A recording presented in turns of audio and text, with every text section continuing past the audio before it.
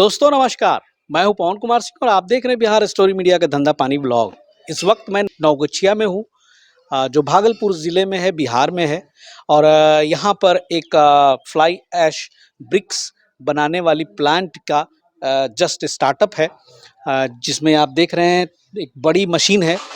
ये मशीन जो है एक दिन में 8 घंटे में तकरीबन 14,000 ईंट तैयार करके देगी। हालांकि ये इस स्टार्टअप के बारे में मैंने एक वीडियो बनाई थी जिसका लिंक डिस्क्रिप्शन में है, लेकिन मैंने उसमें बोला था कि इस मशीन के बारे में खास बातचीत के लिए एक वीडियो बनाऊंगा। और स्वागत कर लूं, आगरा से वैष्णो कृपा जो कंपनी है, वहीं से ये मशीन आई है और वहाँ के रिप्रेजेंटेटिव है हमारे साथ, नरेश सर। सर बहुत बहुत स्वागत है स्क्रीन पे। जी धन्यवाद जी। नरेश सर यहाँ पर अभी इंस्टॉलेशन में लगे हुए थे। फिलहाल नरेश सर से ही जानना चाहेंगे कि सर ये जो इतनी बड़ी मशीन है, इस मशीन के बारे में बताएं। सर ये अपनी रेगुलर मशीन में से एक मशीन है। ये 10 ब्रिक वाली मशीन है। एक एवरेज वाली मशीन कहते हैं, ना ज़्यादा हाईएस्ट प्रोडक्शन की ना ज़्यादा लोअर की। अच्छा, मीडियम रेंज की सबसे बेस्ट मशीन है 10 ब्रिक वाली। यानी कि 14,000 से भी ज़्यादा ईंटें बना सकते हैं 8 घंटे में, ऐसी भी मशीनें आती? जी सर, हमारी और भी मशीनें हैं, 12 ब्रिक वाली हैं, 15 वाली हैं। अच्छा, हाँ, वो मतलब जितना मन हायर चाहे। प्रोडक्शन की रिक्वायरमेंट होती है उनके हिसाब से मशीन है अपने पास, सारी मशीनें हैं। हाँ, हालांकि इस बजट की जो मशीन है, इस पूरे स्टार्टअप को शुरू करने में लगभग 32-33 लाख रुपए लगे हैं।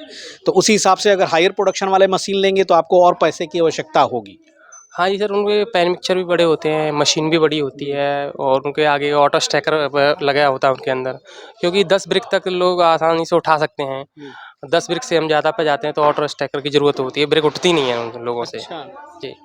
तो इसमें अभी किस किस एलिमेंट्स की ज़रूरत पड़ी है? और बहुत सारा देख रहा हूँ, ये तो कन्वेयर बेल्ट आपने लगाया, एक वहाँ पर मिक्सर है और ये मेन मशीन हो गई। जी। इसके अलावा भी कुछ है? क्या नाम है, ये पार्टी ने ये मशीन ली है हमसे। तो उन्होंने एक सिंगल पैन मिक्सर लिया है, हमने बताया था कि आपको डबल लेना है। तो थोड़ा बजट का इशू था, उन्होंने सिंगल लिया है, स्टार्टअप कर रहे हैं। आगे चल के एक और पैन मिक्सर लगाएंगे, क्योंकि 10 ब्रिक वाली मशीन होती है अपनी, उसमें 2 पैन मिक्सर ही मशीन के लिए पर्याप्त माल तैयार कर पाते हैं। अच्छा, जी। ये जो मशीन है फुल्ली ऑटोमेटिक है ये तो?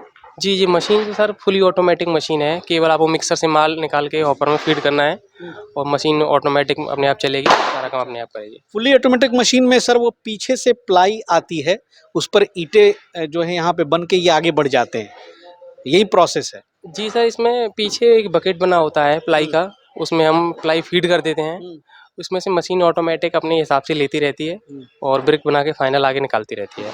लेकिन सेमी ऑटोमेटिक वाले में वो चीज़ें नहीं है, रहती हैं? सेमी ऑटोमेटिक में सर एक हमारा छोटा वाला प्लांट है 4 ब्रिक वाला, उसमें प्लाई हम अपने हाथ से लगाते हैं, उसमें ईंट बाहर निकल के आती है। यानी कि ये एक मेजर अंतर हो गया कि यहाँ पे प्लाई आप स्टॉक में डाले हुए हैं, ऑटोमेटिक उसमें से सरकता जाता है और निकलता चला जाता है। जी, जी, सर। ये फायदा है। जी।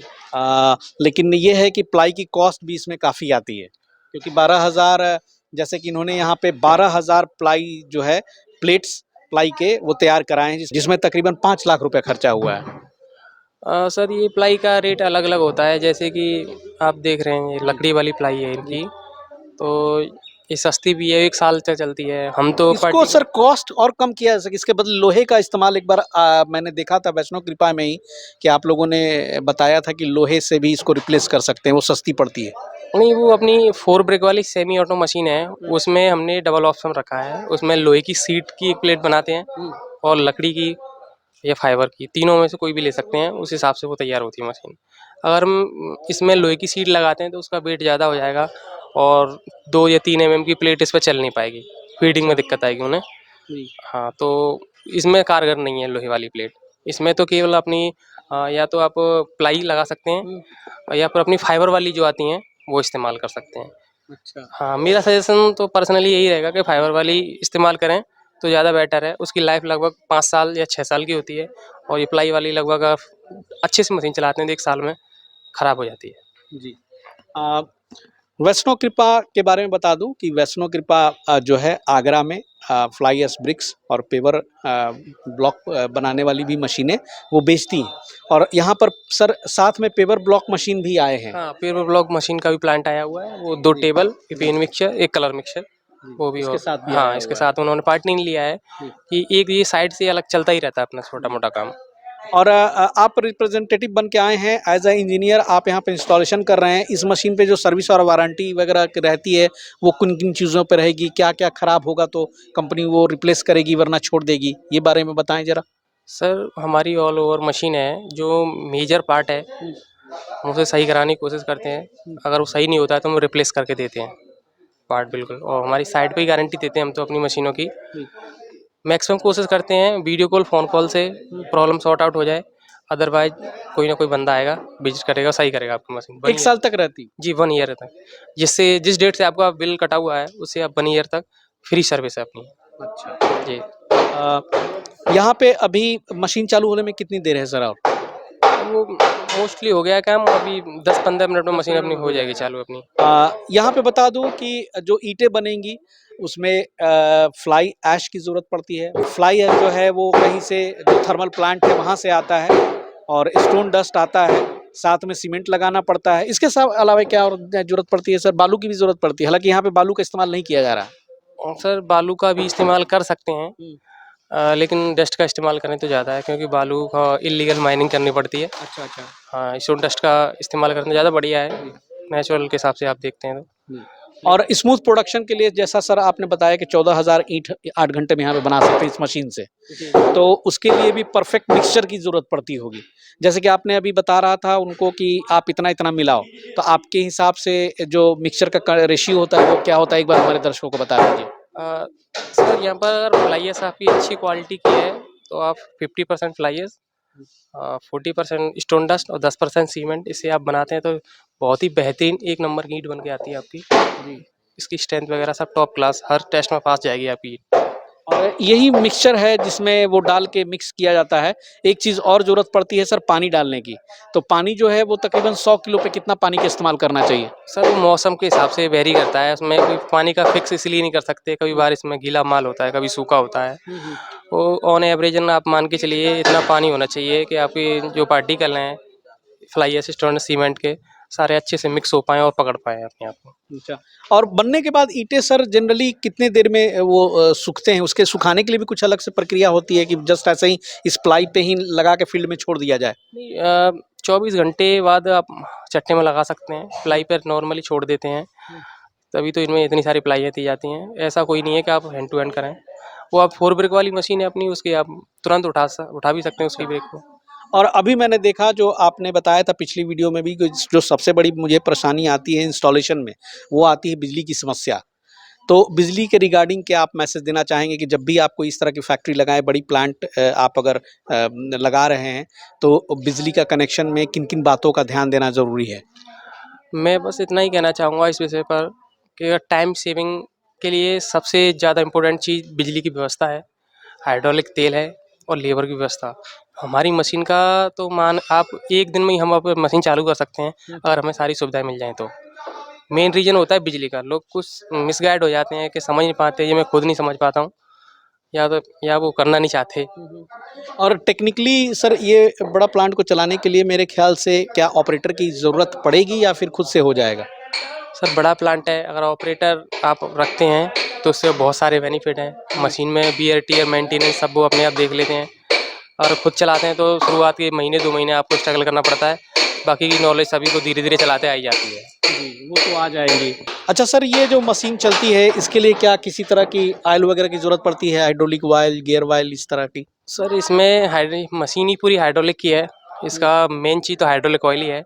हाइड्रोलिक ऑयल और गियर बॉक्स अपने जितने होते हैं उनमें सब में गियर ऑयल डाला जाता है, अच्छा। और बिना गियर ऑयल के गियर बॉक्स चलाना वो भी एक गंभीर गंभीर विषय है।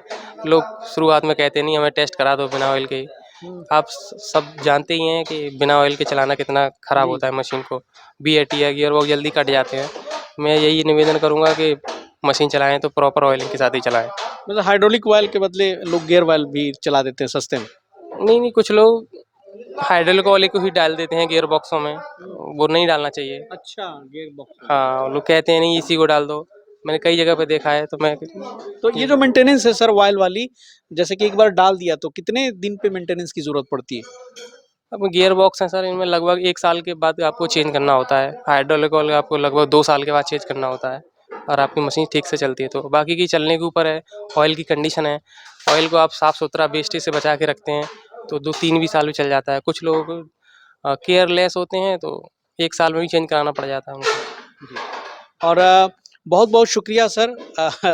बहुत दूर से चल के आए हैं, आगरा से चल के आए हैं और चूँकि इन्हें मशीन अभी जल्दी चालू भी करानी है, शाम हो रही है, तो सर आपने जो वक़्त दिया, कीमती वक़्त था, तो आप जाइए उधर कोऑपरेट कीजिए। बाकी चीज़ें मैं दर्शकों को समझाने की कोशिश करता हूँ। तो दोस्तों ये एक अपडेट था जो कि नवगछिया से मैं दे रहा हूँ।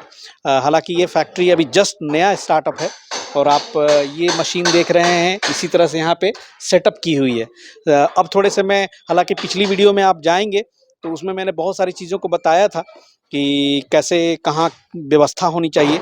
इस मशीन के पीछे देखिए, यहाँ पर फ्लाई ऐश ब्रिक्स बनाने के लिए जो फ्लाई ऐश इस्तेमाल होता है, वो यहाँ पे रखी गई है। और ये जो फ्लाई ऐश है ये थर्मल पावर प्लांट से आती है। 2 तरह की होती है ये, एक सस्ती आती है, एक महँगी आती है।